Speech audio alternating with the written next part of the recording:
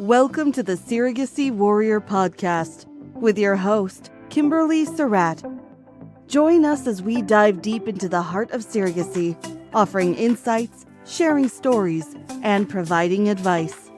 Our mission is to illuminate every corner of surrogacy, from the emotional roller coasters and legal battles to the triumphant moments of birth and beyond. Surrogacy Warrior is more than just a podcast. It's a community for anyone touched by or interested in the transformative power of surrogacy. You can find this show on all the major platforms, including YouTube, LinkedIn, Facebook, Apple Podcasts, Spotify, and on our website, lawyersforfamilies.com. Now here's the host of Surrogacy Warrior, Kimberly Surratt. Welcome everybody to Surrogacy Warrior. I am absolutely thrilled today to introduce you to two of my just favorite people in the surrogacy industry and friends. We've got Aviv and Lilach in Israel, and we've talked to Natalie Gamble so far in the UK. I want to try to highlight for everyone just the full picture of surrogacy around the world.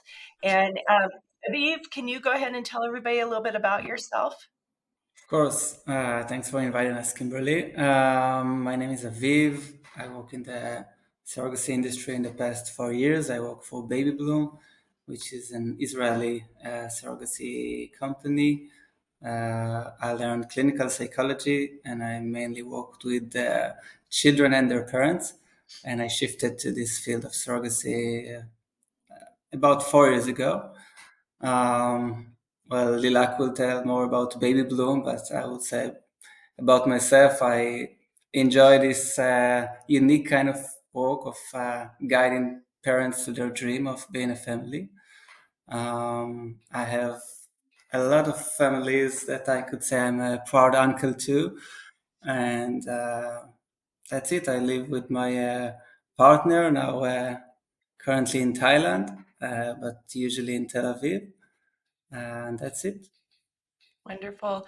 So clinical psychology, see what you learned on the show. I don't know everything about you, and that's interesting. So we'll have to talk more about that. But Leila, can you tell us more about BabyBloom and about yourself, please? Of course. Hi, great to be here. My name is Lilach. I live in Tel Aviv, Israel. I've been working with BabyBloom for the last 10 years, maybe even a bit more than that. I come from high-tech companies that I used to work for, doing my job is project manager. And at some point I stopped doing that because it was too boring for me, too soulless for me. And I met a guy who is the owner of BabyBloom, and I started working with him. And 10 years later, here we are. What we do at BabyBloom, we provide surrogacy and fertility solutions, mainly for clients that are from Israel, but not just. We also help people from all over the world, Europe and the United States, to create their families, each family, each couple, each individual, with the solution that he or she or they need. Either it's only creation of embryos, either just finding a surrogate to carry their own embryos. And for example, with gay couples, we give the full solution, which is the creation of embryos and finding the surrogate who will carry the pregnancy. What we do is manage the entire process for them. We are working only within the United States, all over the US, with different clinics, different surrogacy agencies. We know to provide the legal solutions. We know insurance that we work with. We have all the community within the US to help these parents to be to walk through their process and to finalize it, and to have a baby or babies.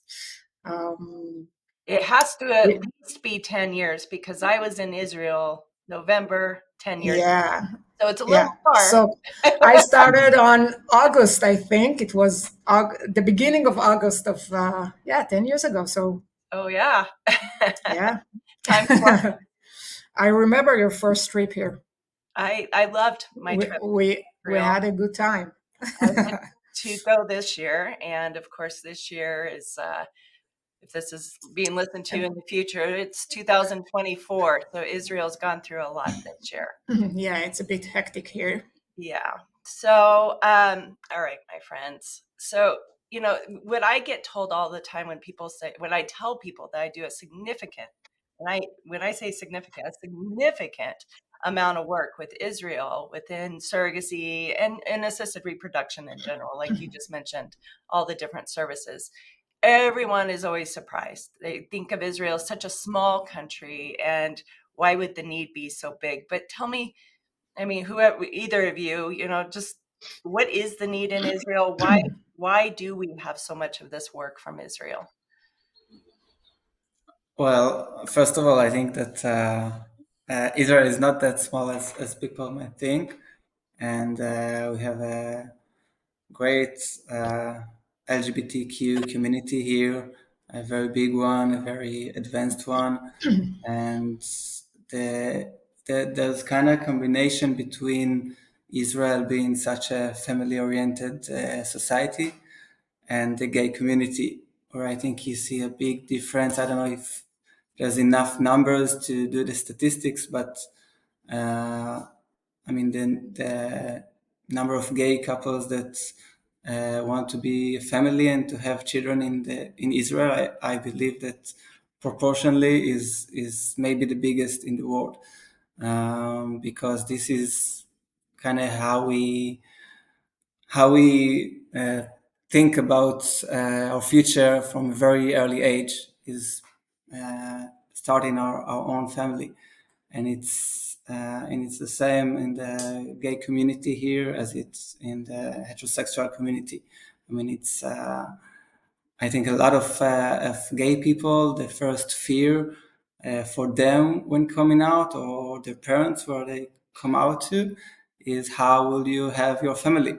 And once this is kind of solved and settled in the past 10, 20 years, and it's kind of more obvious thing here in Israel, it's not that fear of will have family, will have children. Then you see how people like gay couples come to us when they are 30 or 28 or 26 and so young, and the thing they want the most is to start their own family. Lilach, any extra thoughts on that? I think that it's what Aviv said. It's very basic in our cultural to have children. And we see it very different in like European countries, that having children is not like obvious, and even if they do have children, they like one is enough. And here it's very different, either gay or straight. It's very basic in our culture to have at least 2 or 3 children, and it's like not having children is not really an option. I mean, you can do whatever you want, but but it's very basic. You to have children, but there's some Yeah, parents that are in Israel. Yeah. yeah, but it's very basic here, that it's very obvious here that everyone has children, and the average family has 3 children. Um, so yeah, that is why, and that's one thing. And as Aviv said, the LGBTQ community here, I mean, the fight for equal rights is a big issue here. Okay, so the community here, I don't know if to say a big community, I think it is, but it's a community that is not silent. Okay, so equal rights and the right to have a family is very basic in this community. And since the option to have surrogacy in Israel is not that, it's not really an option. I mean, it's legal. Recently, it became legal, but it's not really an option. So the only solution, the legal solution, and not easy, but has a flow solution, and you know that it's going to work. It's the solution of the United States. So this is why I think Israel is like number three in the most in the outside countries that do surrogacy in the US. So I think Israel is number three And from the in recent. absolute numbers, I mean, not Yeah, just the proportion size. So it really see yeah. how much this We we big just portion saw of the statistics recently, so we're number three. Yeah, yeah. So that is why. It's interesting. Well, the United States, we're seeing a trend differently, which is we used to be family oriented. It was a very, everybody thought they would have children. The average children were probably two, is kind of what Americans always saw as their white picket fence, two children, Yeah, family unit, right? Mhm. Or what people a think boy, of Americans from the old TV a shows. boy and a girl. A boy and a girl, exactly. But it's trending away from that in the United States. I don't know what the statistics are, but it's definitely different. I talk to a lot of college kids who want to go to law school, and they all think surrogacy is like the glamorous. They're absolutely going to do what I'm doing because all other area laws are not fun. I can tell you that. This is the best way. But they all think that's what they're going to do. But they're all putting their careers first, college Mhm. first. Um, Having children is becoming less and less of a I may not ever have them. I may just do what I'm doing and become a professional and just stick with it kind of attitude now. It took me a long time to want to have kids. I waited till I was 32 and I won. That's all I wanted. But because of the American attitude, and I don't know if it's attitude, that may be the wrong word, but I was raised by a very strong father who was, you're going to go do big things and you're going to go to college and they don't worry about family. Don't worry about family. But that's not the culture with Israel versus the United States now. Yeah, but I must say that even in Israel, you see that people they get married older now and have children. If in the past they got married around their 20s and had children, let's say around the age of 25 or something like that, you can see now that more and more do what you said. First, they go to college, start their career, build their career, and only then in their 30s start thinking about children, start thinking about relationship, getting married or not. And the age of becoming a parent, it becomes like older age than it used to be. But it's still, I mean, and you do see more and more people here in Israel as well that are not that eager to have children, and it's not a must to them. But it's not the majority, not yet. And having children is not something you just never mind. I won't have children. I'll have my career instead. But they build a career and then there's the family. So I think the average of the age of becoming a parent is older now than it used to be. But this is still not something they give up. A lot I of think the average of the parents that are with us is 30 something, right, Aviv? Yeah, I Not think less than. early 30s. Yeah. Yeah, which is you see fast. a lot of 40s and in their 40s. So yeah. Which I mean, it's looking at the statistics between gay couples utilizing surrogacy. We know that opposite sex couples are older utilizing surrogacy because often they've gone through infertility and treatments and struggles and lost pregnancies, and that's why a lot of times it's an advanced age. Yes. But even with your gay couples, you're seeing it average age in the 30s. Yeah. Yeah, interesting. I don't know that we have any of those statistics or have really looked at it. I mean, you can look at America. You can look at the CDC who tracks our clinics, but that's it's about all we've got. Surrogacy is kind of a black hole when it comes to statistics sometimes for us. Yeah. Yeah. Okay, so what are the struggles for Israelis wanting to utilize surrogacy? How difficult is it? I mean, they've got great company with BabyBloom, but what do you advise them, to prepare for? How do you get people into the journey and realizing they can do it and move forward?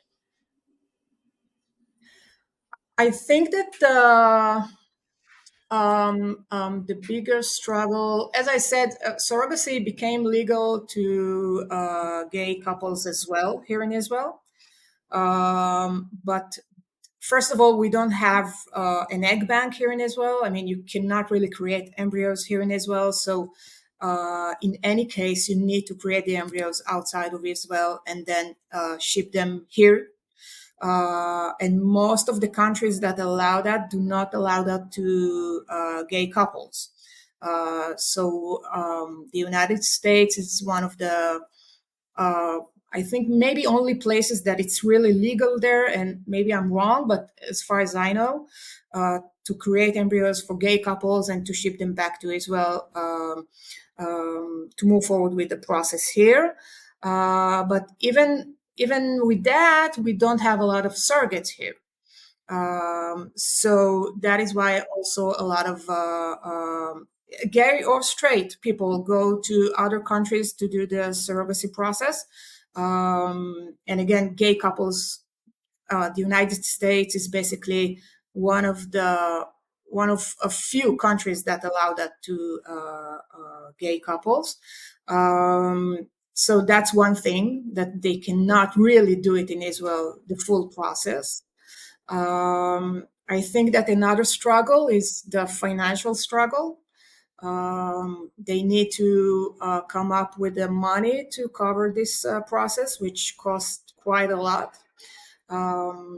That is also one of the reasons they first need to, build their careers, have a good job, save the money.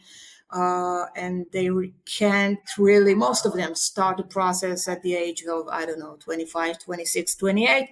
But at an older age, once they're a bit more established with their lives. And when they come to us, we talk with them about the different options, even within the US. They talk about us, about the different options around the world, and we tell them about the differences and what we know about the US versus other countries. And we help them with that. And once they start the process, then we manage the process for them and move this process for them until they are parents. Aviv, you want to add to that? Yeah, I think if I'll focus on the job that we do, so as Lilach said, the surrogacy solution in the US is probably the most expensive one that Israeli couples have. And when they do choose it, they first need to understand that it still doesn't mean that everything will go as smooth as you thought it would. And this is could be a long and difficult process, and that's why they choose us to guide them through this process. And we really like to have them as prepared as upfront for all of the different stages and all of the different obstacles that they may face. And in our kind of specific surrogacy solution, we kind of focus about the two women that helps them be a family, the egg donor and then the surrogate. And we help them first to choose these two amazing women, and just then choose the service providers that they will work with, the clinics and the surrogacy agencies, and that way they are not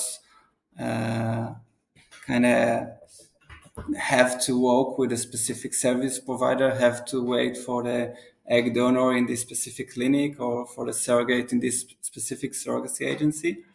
And that really can optimize the process. I want to, Lilach, you made a comment about Israel not having a egg donor bank, but they ship embryos and keep them cryopreserved once they get to Israel, right, for Yeah. utilization? Okay. So, I mean, it caught my attention just because what I know about the Israeli medical system and your healthcare is that it's extremely advanced and extremely good doctors, is at least what I've always been told. It is. So I mean, is it just a lack of somebody wanting to have an egg donor bank, or are there other obstacles in Israel why there isn't one?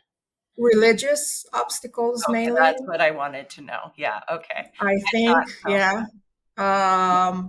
And Also, the lack, yeah, the lack yeah, of go ahead. women means that every egg donation in Israel must be divided into three different couples. So for a gay couple to get, I don't know, 5, 6, 8 eggs is not enough to create their family. And this is very new that gay couples can do surrogacy in Israel, and there are still so many parts in the process that are not adjusted for gay couples' needs. So why does it have to be divided amongst three couples? Is that Because the need is more than the amount of what's women available? that, Yeah. yeah. You also have very little information. You don't see any pictures of the egg donor. You just get her, I think, number, eye color, hair color, really basic information. Only the basic information on paper, and that's it. I mean, you don't see. Also, with sperm donors, by the way, in Israel, which is more common than egg donors here.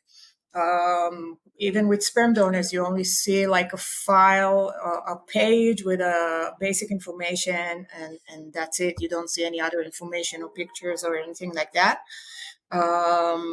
It's not very advanced, this specific field in Israel, because of many reasons. And so it's not really, I mean, it is an option, but no one, I mean, sperm donors is more popular in Israel, if needed, but egg donors is not that much. So that is why, in any case, most of the people do this part outside of Israel. Interesting. So on the religious part of it again, I think that's why when I have conversations with people, they're often surprised that there's a lot of use of surrogacy, and it's because of people's concepts of Judaism as strict and conservative. But of course, I mean, there's a lot of versions of Judaism, and there Yeah. is conservative, and then there isn't. But how do you think that drives things in Israel with assisted reproduction in general, not just surrogacy, but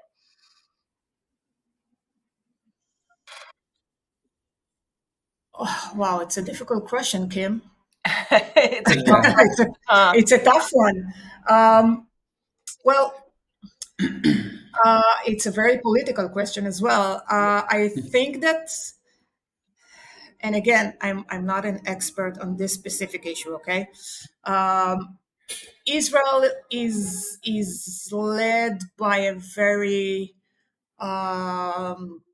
a religious government, okay, that sets the rules and tries to make everything as they wish it would be. I don't think the majority of the population is as religious as they want it to be. So that's the conflict. Um, and since Israel is a very religious, in theory, government, um, country, we do have a lot of restrictions because of that. Okay. Gay people, for example, cannot get married here in Israel. Okay, it's not allowed. It's not because of religious issues. Also, the surrogacy, it became legal to gay couples only recently, like the past 2 years, I think, maybe less even. So there is a lot of struggle, not for just the gay community, but in general, here in Israel, a lot of political struggle here in Israel because of the conflict between the very religious government that we have and the not so religious population that we have. It's one of many conflicts we have here, so it keeps everything interesting. Yeah, that's basically it. Good job dancing around my question. That's on yes, I tried. Plain answer. You did a great job. I tried. I really tried. 10 years with Americans, so she's an expert now. That is a good point, Aviv. Absolutely. I really try to stay politically correct now. So we'll stay a little bit in politics just because I want to talk about the impact of October 7th and the rest of this year on just ability of families, because I do know of families that really struggled financially as a result. But what impact have you seen on it, on their ability to go through with their journeys, if they had started them? And just, I mean, emotionally, the ability to continue to move forward through it while all of that is going on in Israel, which is, we can't ignore. It gets me choked up, but we can't ignore it. Yeah.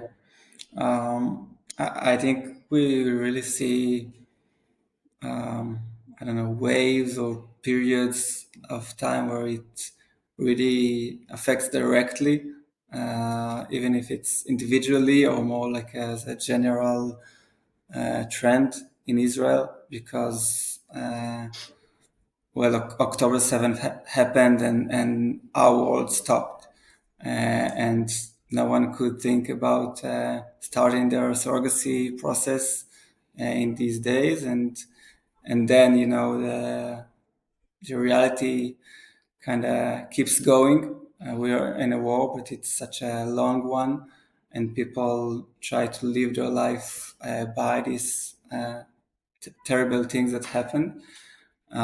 So we do see, I mean, people start and getting back to it and starting their processes. And of course, everyone that was in their process, they keeps going, but you do see there are points in time where couples really struggle with their personal life or with their duty to go to the reserve and serve for the country, and they're really scared for their life, and this was like very scary for some of our couples. What happened? I have a surrogacy process in the other side of the world,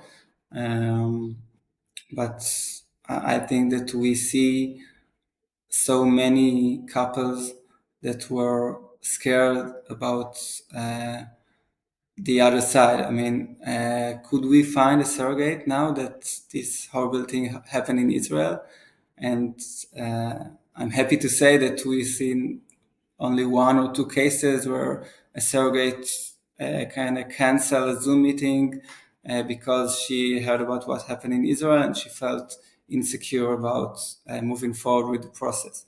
And we see so many, I think, amazing people across political stands in the US that they stand with Israel. And when they meet their Israeli couple in the first meeting, they said, we are with you and we think about you or we pray about you. And it really strengthened us to see that this very unique collaboration with Israel being a major part in the surrogacy processes in the US keeps going. And there are so many little communities in rural places in the United States where there are 30 or 40 or 50 surrogates for gay Israeli couple, and it's so unique. I mean, to have these special relationships across the globe. I have to say, that was my first instinct, was that they were going to all back out and we were going to be chasing people, and that they would be too worried about working with somebody in a war zone who has a massive decrease in their income as a result of going back to the reserves from a very, lucrative profession, or having lost their home or their family, more importantly than homes, quite honestly, but family members. And I haven't seen it. I've seen what you've seen, the revival, the Yeah. excitement, and just great pride in helping and working with Israeli families.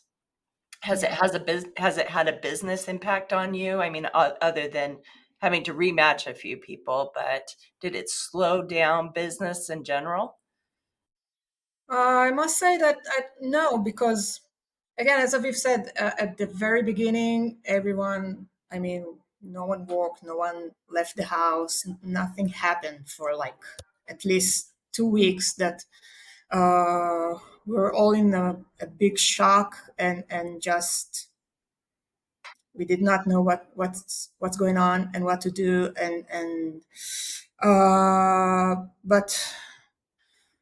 but we're breathing now, and people don't stop wanting to be parents and don't stop wanting to have children, and yes, there is a struggle. I mean, financially, a lot of them don't have their jobs anymore, or a lot of them are in the military service now, the income is different.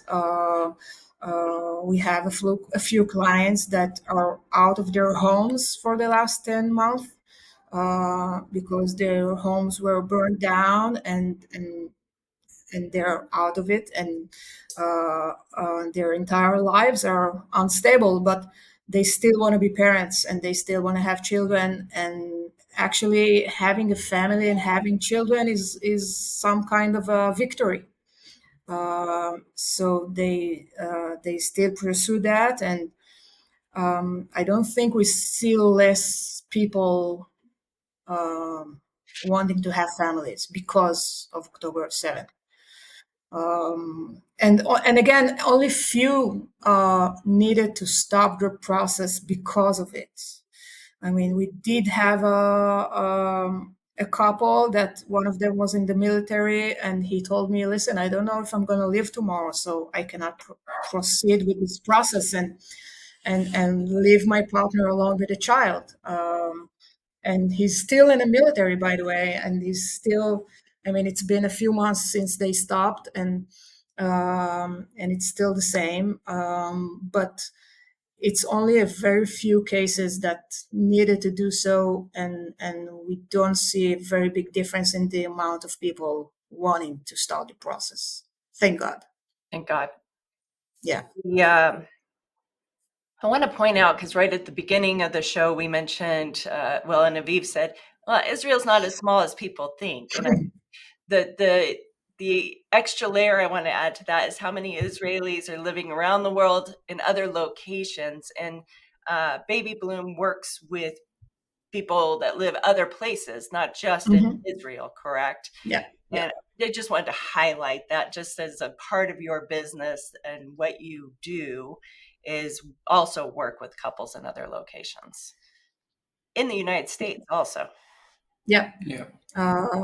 We have couples from Europe and we have couples from the United States, and not just Israelis that live there, but also local. And actually, it's very amazing to work with these people because you meet different cultures and different people, and you get to know more about the world. So we enjoy that. Yeah, I agree. All right, you two. So to close this out, if you will give information to everybody about how to get a hold of BabyBloom, how to work, website, whatever information they need to get a hold of you. So basically, it's we have a website, babybloom.co.il. We also on Instagram, so you can find us there, and also on Facebook under BabyBloom Surrogacy Solutions. Perfect. And my closing statement is that as I get all choked up, I do this. This is getting worse as I get older. I get more choked up all the time. But I adore both of you. You are amazing human beings. And anybody that's lucky enough to work with either of you on their surrogacy journey, on any aspect of assisted reproduction, they're lucky. And they won't regret it. And I've enjoyed my years with you. Aviv, you're catching up. You've got a few more years to have the relationship I have with Lilach. But I'm waiting for your visit. I will make it back to Israel. I will multiple times make it back to Israel. There's no other place in the world that I enjoy working with as much as Israel. So I appreciate you and I thank you. For everybody listening, thank you for joining us on this episode of Surrogacy Warrior. I hope you found the discussion engaging and empowering. I hope you subscribe, rate, leave a review. Your feedback helps me to know what else I want to bring onto the show, what you want to listen to. I encourage you to go to the BabyBloom website and look into them and just research what's out there. If you're looking at surrogacy, there are a lot of companies out there, and I encourage you to do your research. Research is incredibly important. Stay connected with us on social media. My website is www.lawyersforfamilies.com. Remember, you're not alone in this journey. Together, we are warriors. Until next time, stay strong and keep fighting for your dreams. You've been tuning into the Surrogacy Warrior podcast with your host, Kimberly Surratt. You can find this show on all the major platforms, including YouTube, LinkedIn, Facebook, Apple Podcasts, Spotify, and on our website, lawyersforfamilies.com. Thank you for your positive reviews, comments, questions, and for sharing this show with others.